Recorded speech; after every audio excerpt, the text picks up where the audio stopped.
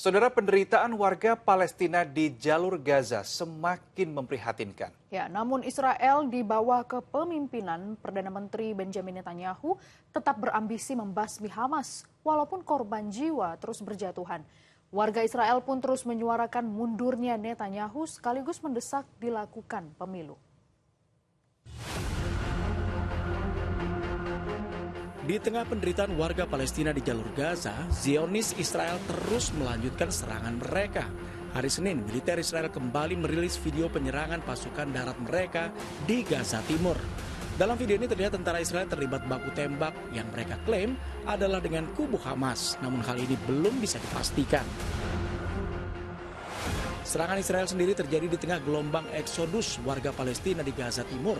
Puluhan bahkan ratusan warga Palestina terlihat meninggalkan kota Gaza yang telah hancur dibombardir oleh Zionis Israel.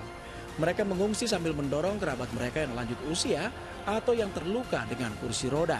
Sementara yang lain terlihat menggendong anak-anak sambil membawa peralatan seadanya. Mereka terpaksa mengungsi karena adanya perintah evakuasi dari militer Israel dari lokasi tempat mereka berlindung. Sementara di Gaza Selatan, tepatnya di kota Khan Yunis, pengiriman bantuan kemanusiaan masih terus dilakukan melalui jalur udara.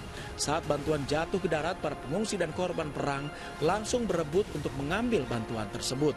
Sejauh ini memang bantuan melalui jalur udara yang bisa menjangkau para pengungsi, karena bantuan melalui jalur darat melalui kota perbatasan Rafah masih belum bisa masuk ke jalur Gaza.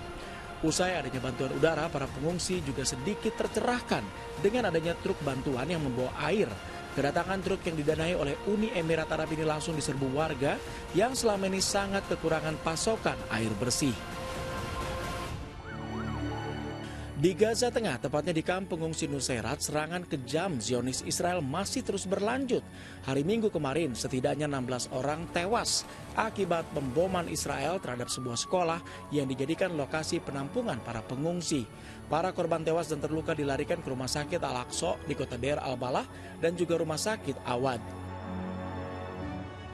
Selain itu, 6 orang juga dilaporkan tewas pasca serangan udara yang dilancarkan Israel ke sebuah rumah di pusat kota Zawaidah di Gaza Tengah. Dari 6 orang yang tewas dibunuh militer Israel, 2 korban adalah anak-anak yang tak berdosa. Menurut Kementerian Kesehatan Gaza, korban tewas hingga hari Minggu kemarin telah mencapai lebih dari 38.100 orang. Namun tanda-tanda Israel akan mengendurkan tekanan sama sekali tidak terlihat. Warga Israel sendiri di Tel Aviv terus menggelar unjuk rasa untuk mendorong kesepakatan gencatan senjata yang dapat mengembalikan para sandera yang masih ditawan Hamas. Para pengunjuk rasa ini juga mendesak Benjamin Netanyahu untuk mundur dan segera dilakukan pemilu. Ada juga pengunjuk rasa yang terlihat membawa sejumlah boneka anak kecil yang dilukis dengan luka sebagai simbol keprihatinan mereka terhadap tewasnya anak-anak kecil yang tak berdosa yang menjadi korban kekejaman perang. Unjuk rasa warga Israel berlangsung hingga Minggu malam dan juga berlangsung di kota-kota lain. Unjuk rasa ini terjadi di tengah usulan gencatan senjata yang belum juga terwujud. Kubu Hamas menginginkan mediator untuk menjadikan gencatan senjata permanen. Namun Netanyahu bersumpah untuk terus berperang sampai Israel menghancurkan kemampuan militer dan pemerintahan Hamas.